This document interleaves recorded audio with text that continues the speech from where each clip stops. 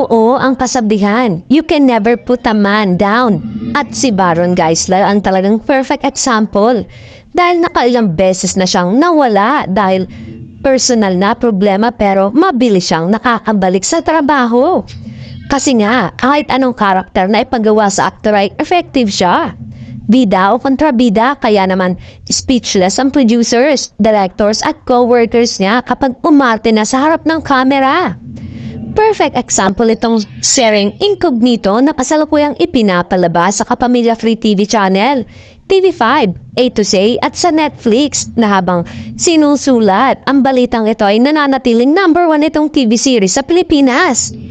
Sa ilang episodes hanggang 10 na napanood sa serye, pinangungunahan ni Richard Gutierrez, Ian Veneracion at Daniel Padilla ay ibang baro ng napapanood ng mga netizen at first time namin siyang mapanood sa hard action.